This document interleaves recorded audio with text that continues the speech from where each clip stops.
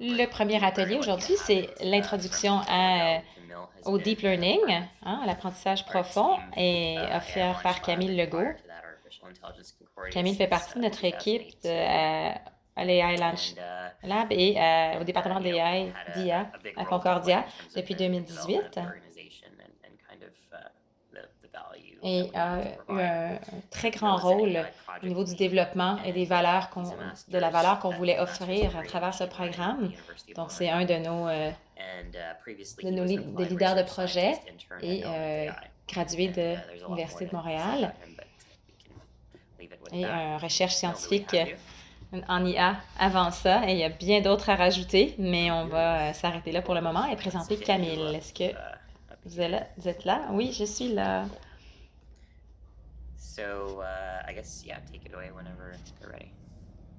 Yeah, so I guess we'll get started. I'll share my À ton screen. tour quand tu es prêt. So the way I prepare this workshop is really Je vais just commencer ici en partageant I mon made a écran. Colab notebook Donc, comment j'ai préparé l'écran that we'll go aujourd'hui, through c'est it que together essentially. j'ai créé un notebook dans Colab et on va passer à travers ensemble, tout simplement. I don't know if I made it shareable. Je vous partage le lien ici dans le clavardage. Je ne sais pas si j'ai rendu le lien partageable. All right. So I will just share the link. You can follow along. You can look at the screen. Donc, je vais vous partager le lien aussi. Vous Anymore. pouvez l'ouvrir sur votre ordinateur ou Sorry about that. suivre avec moi sur mon écran. Yes. Donc, pardonnez-moi, je ne voyais plus Let's get back to it. Sorry about this. le clavardage. Donc, voilà. Je vous le partage ici. Yeah, so I don't know exactly Pardonnez-moi. how many people here are familiar with PyTorch. The idea here is like I wanted to teach you. Donc, je ne sais pas combien sont familiers how avec to use PyTorch. to deep learning essentially. Donc, je voulais vous familiariser avec comment utiliser PyTorch dans un environnement d'apprentissage profond. Donc, évidemment, je ne vais pas me lancer dans la grande théorie parce qu'on n'a qu'une demi-heure ensemble. Donc, si vous êtes plutôt intéressé à la théorie, ce ne serait pas le bon atelier pour vous, mais je vous recommande fortement le cours ici que je viens de vous partager par Yann LeCun. Donc, il y a énormément de bonnes informations, tout le côté intuitif derrière la CNN et tous les modèles des débuts, en fait. Donc, avant de commencer, je ne sais même pas si les gens, les participants sont familiers avec l'apprentissage supervisé et non supervisé. Et donc, en gros, c'est en fait l'entrée et la sortie de données. Donc, l'exemple typique de ça, c'est par exemple, comme on voit ici, un chat et un chien, qui est notre label, en fait, qui est notre étiquette, notre identifiant. Donc, dans l'apprentissage supervisé, on a simplement comme donnée initiale un chat et un chien.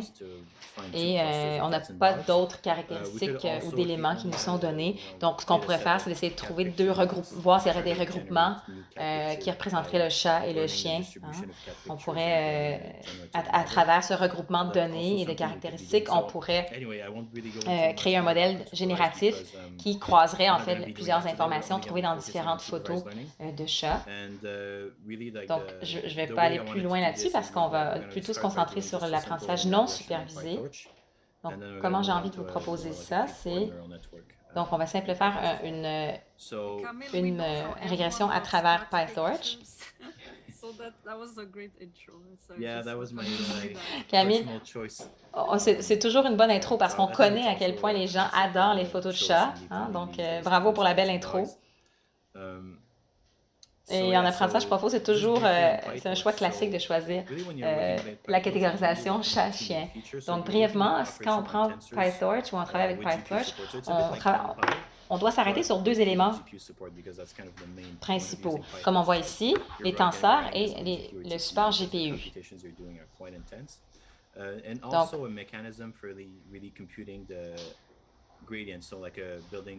et un mécanisme pour générer les différentes gradations ordonnées, les graphiques, avec un système qu'on appelle autograde. Et c'est une différenciation automatique qui est créée avec ce système. Donc, brièvement, je pourrais peut-être vous expliquer cela, mais je peux peut-être y retourner par la suite.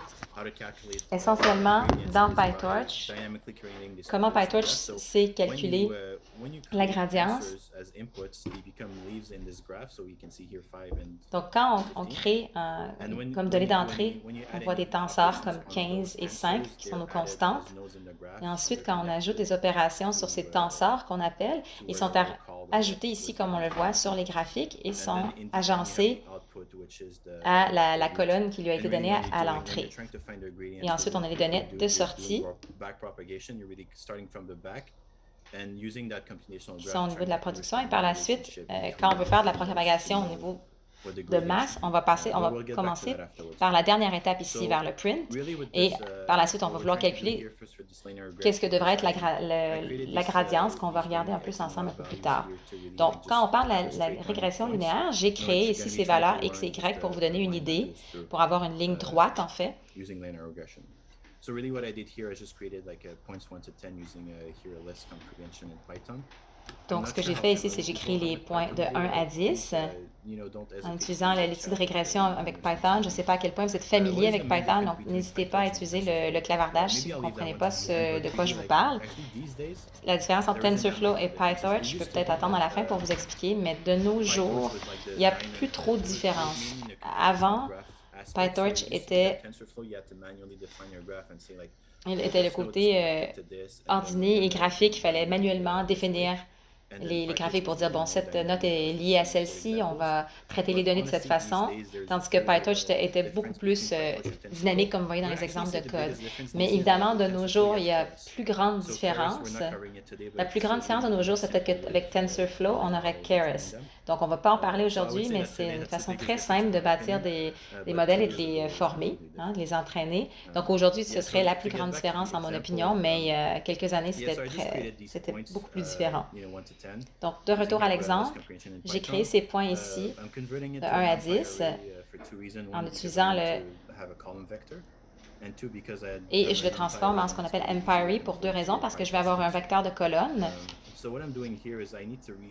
Et c'est facile d'utiliser quand on utilise la fonction array. C'est très facile à converser vers Python par la suite. À faire la conversion vers Python. Donc, si je prends par exemple cette cellule ici, que je crée un NumPy array, juste à partir d'une liste ici qu'on a, on se rend compte que, en faisant par exemple cet exemple, je n'aurai pas la dynamique et les dimensions que j'aimerais avoir. Par exemple, on voit qu'il y a juste le 11 et la virgule. Il nous manque une dimension. Donc ici, on veut seulement reformater pour ajouter la dimension manquante. Donc je peux le voir ici. Maintenant, on se trouve avec 11 et 1 et on a vraiment un vrai vecteur de colonne. Même chose pour les valeurs Y, j'ai juste choisi ici ces valeurs sans raison particulière, juste pour vous donner un exemple.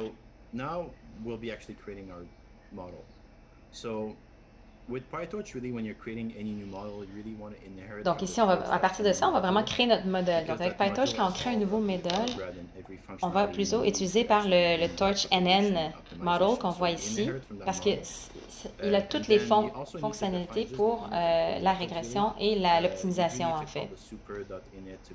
Et on doit définir ici ce qui est init, et on doit appeler le super, la fonction super, pour utiliser les fonctionnalités de base, en fait, avec le modèle. Et pour la régression linéaire, ici, j'ai tout simplement créé une fonction linéaire en utilisant le torch.nn, qui est la combinaison des données à l'entrée et à la sortie. Donc, un petit rappel, je ne sais pas à quel point vous connaissez l'algèbre linéaire, mais tout ce qu'on fait, c'est qu'on a une donnée à la sortie Y et une donnée à l'entrée X. C'est pour ça que, comme ils peuvent avoir différentes tailles, c'est pour ça qu'on a ici input size, la grosseur de la donnée à l'entrée et la taille à l'entrée et à la sortie. Et ici, la fonction torch.nn linear, c'est ce qu'elle nous propose ici. Et le côté séquentiel, c'est la possibilité de fondre ensemble plusieurs données, en fait. Et je l'ai juste mis là, mais je vous en parlerai un peu plus tard parce qu'on va l'utiliser dans le prochain exemple. Je me rappelle que quand j'ai commencé au début à écrire les codes avec Python, je devais tout faire manuellement. Je devais écrire la fonction out comme ça.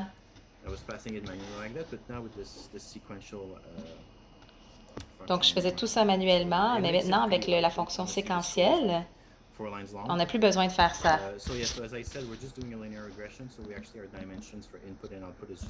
Donc, comme je disais, on fait juste une régression linéaire. Donc, c'est beaucoup plus que ce que Python peut dire. C'est rapidement dit et peut faire beaucoup plus que ça, mais juste pour commencer avec une petite base. Donc, le seul hyperparamètre ici que je vais avoir, ça va être le learning rate à 0.01, le epochs, qui est aussi un hyperparamètre. Et je ne crois pas que j'ai utilisé le GPU, mais vous pourriez peut-être l'utiliser.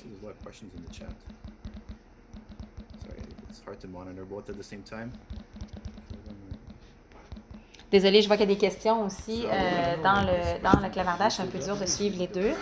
Donc, je vais juste regarder aux questions. Je ne sais pas ce que cette question veut dire. Qu'est-ce que le W? Donc, ce qu'on ne voit pas ici, quand vous voyez en fait qu'on a la fonction torch_nn linear, ça nous crée un paramètre de plus, mais tout ça est en arrière-plan en fait. Yes, I kept thinking about that, but I'm not going slow. That's true. All right, I will go a lot slower. Yes, okay. So moving on from that, so the last thing we need to define after having defined our linear regression model is the actual loss function. So here, because we are doing... Alors, la dernière chose qu'on a besoin pour être en mesure de définir notre modèle, ce qu'on fait, en fait, c'est qu'on a besoin d'utiliser le torch_nn.msLoss pour notre donnée à la sortie. Donc, qui est la différence entre la valeur actuelle et la valeur prédite, en fait, au carré. Donc, c'est ce qu'on va utiliser à travers la bibliothèque PyTorch. On a l'optimiseur ici. On va utiliser le SGD. On doit utiliser les paramètres qu'on va utiliser. Donc, on doit simplement entrer cette fonction ici.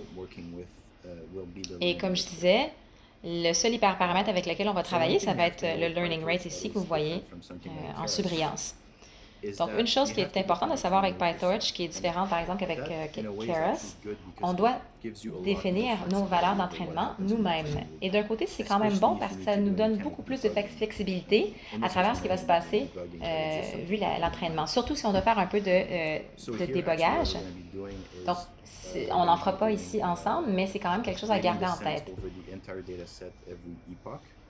Donc ici, ce qu'on va faire, c'est qu'on va faire une descente de gradience vers le modèle Epoch. Donc, ce qu'on va faire, c'est que je vais créer, en fait, un torch tensor, comme j'ai dit, avec les valeurs X et Y à travers des points d'entraînement, des training points ici en surbrillance. Et à chaque fois aussi, ce qu'il faut faire quand on bâtit notre loop d'entraînement, c'est qu'on doit inclure la méthode par défaut qui est optimizer.zeroGradation.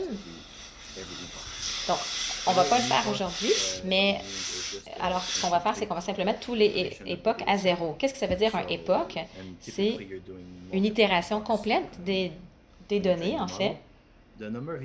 Et typiquement, on va faire de multiples epochs quand on entraîne notre modèle, en fait. Et le nombre d'époques qu'on va faire, ça va toujours changer en fonction du nombre de données et de notre modèle. Donc, d'une façon, c'est quelque peu un hyperparamètre. Donc, la façon de bâtir, en fait, le loop d'entraînement, le modèle circulaire, ça va être utiliser nos torch tensors que je peux passer à travers mes modèles extensionnés ici et recevoir des données à la sortie. Donc, j'ai déjà défini ma fonction loss qu'on a vu tout à l'heure ici, en surbrillance, qui va se retrouver à la fin. Et donc, PyTorch va créer cette fonction. Et comme on a dit, c'était un M au carré. Donc, c'est M²error qu'on appelle MSE ici. C'est ici à la fonction last backward que la magie s'opère. Donc, il va être en mesure de prévoir la gradience pour chaque paramètre ici en fonction de ce qu'il a déjà appris. Après cette fonction gradiente qui est nommée ici backward, on va passer à la fonction grade. La dernière étape, c'est d'utiliser l'optimisateur pour avancer dans l'optimisation, en fait. Donc, j'utilise beaucoup de jargon aujourd'hui. Donc ici, on va utiliser l'optimiseur qu'on a choisi. Et par la suite, on va passer à la prochaine étape. Est-ce que j'ai des questions jusque-là? Alors, j'essaie d'aller lentement. J'essaie de parler lentement pour la traduction. Ça prendra peut-être un petit moment afin de le faire rouler pleinement.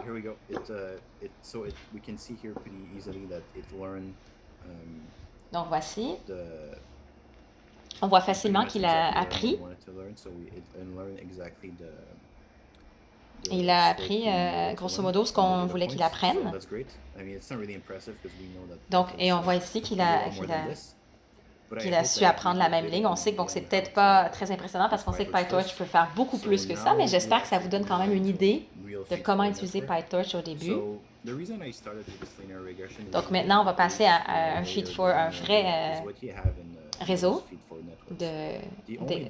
d'exemples pratiques. Donc la raison pour laquelle je me suis attardée à ça, c'est qu'on voit ici que non seulement tu peux ajouter couche par couche, mais même si on ajoute des couches par-dessus couche par-dessus couche, on va être pris avec un modèle linéaire. Donc ce qu'on doit faire, c'est qu'on doit, pour ajouter une autre dimension, en fait, on doit rajouter une étape pour qu'il soit en mesure d'apprendre de façon non linéaire, ce qu'on va typiquement faire dans les fonctions d'activation ici. Dans l'exemple spécifique, je vais utiliser juste la valeur définie ici, la value function, que je vais vous montrer ici. Donc, la fonction relue qu'on va utiliser, la value function, on va utiliser celle-ci pour l'exemple. Donc, c'est à savoir que ce n'est pas qu'une valeur continue. Donc, il n'a pas toujours le dérivatif à 0 si vous vous rappelez vos exercices de calculus. Mais ici, on ne s'inquiète pas trop de ces imperfections, donc ce n'est pas très important, même si ce n'est pas différenciable de 0.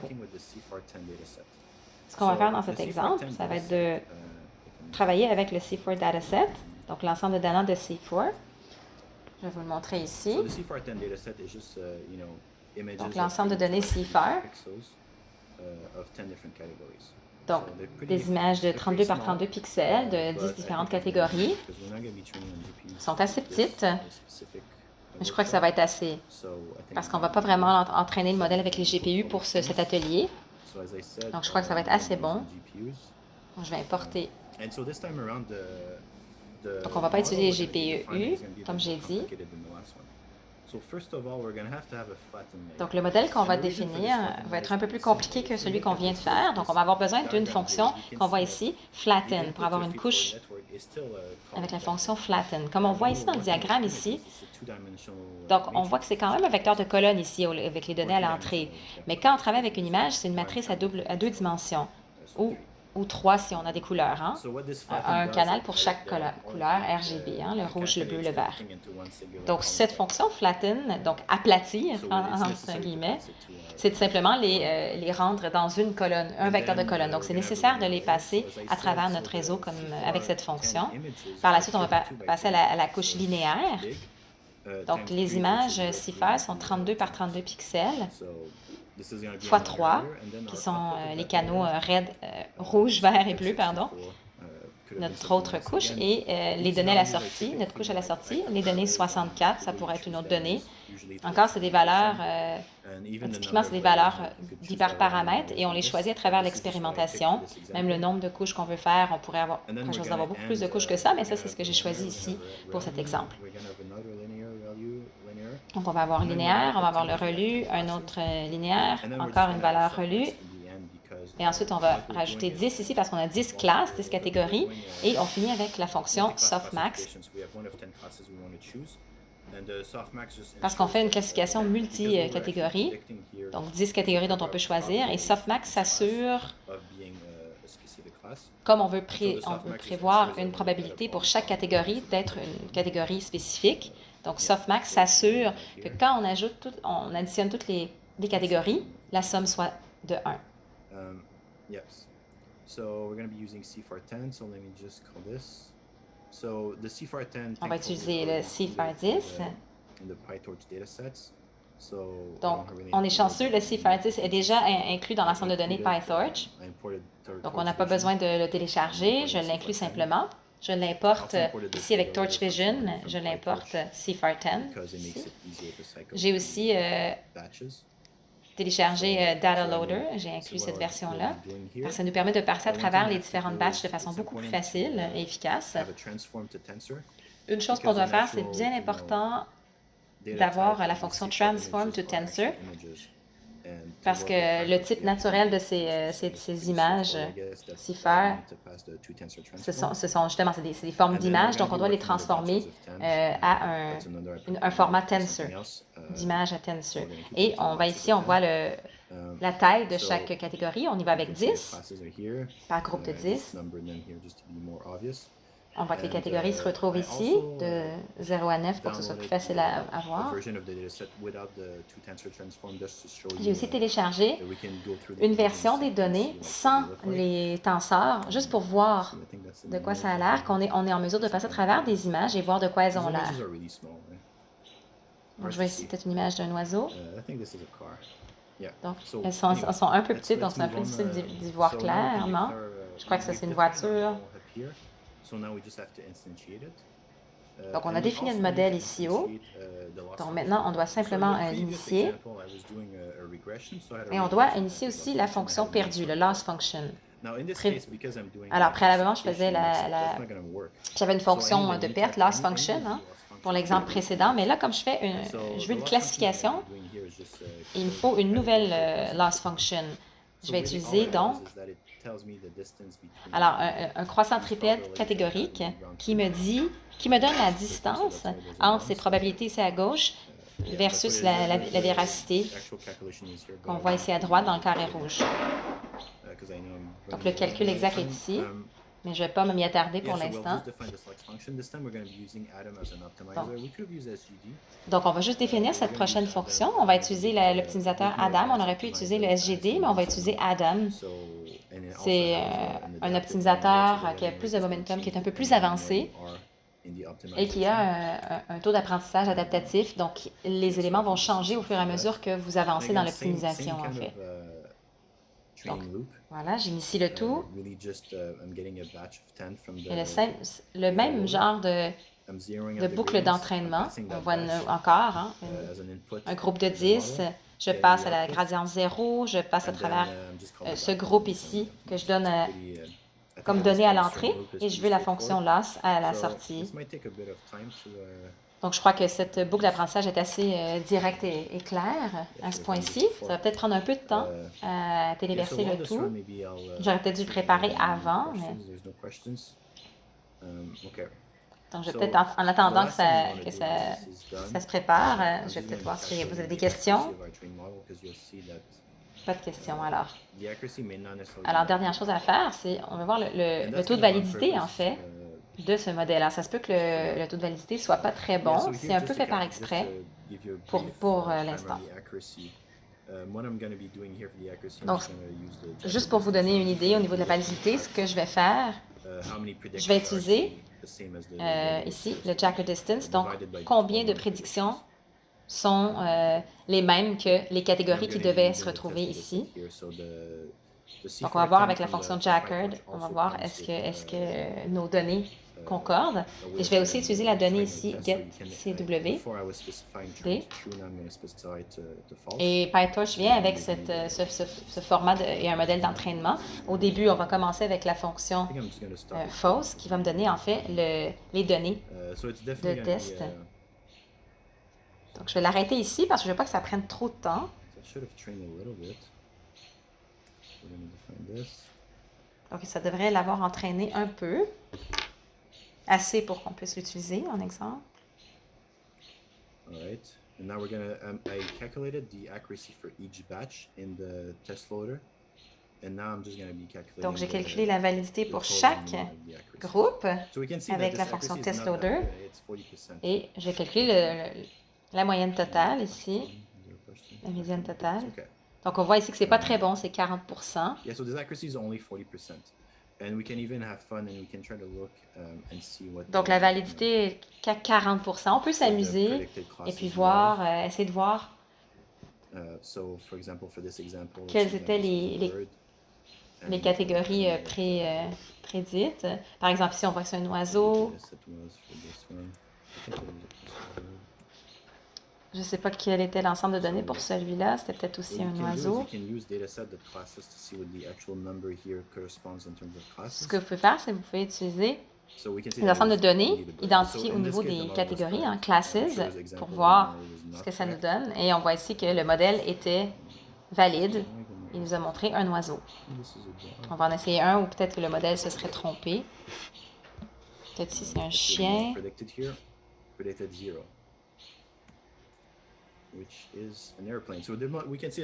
Ici, le modèle avait prédit 0. On voit un avion. Donc, on voit définitivement que le modèle s'est définitivement trompé et il a fait quand même plusieurs erreurs parce qu'on se retrouve juste à un taux de validité de 40%. Je crois que je suis passée un peu rapidement à travers tout ça, mais je ne sais pas si vous avez des questions peut-être pour moi. En passant, et ce modèle n'est pas parfait et j'ai fait des erreurs par exprès et je vous laisse réfléchir là-dessus et on en reparlera lors du prochain atelier. S'il y a des questions, je ne sais pas. S'il n'y a pas de questions, on peut s'arrêter ici.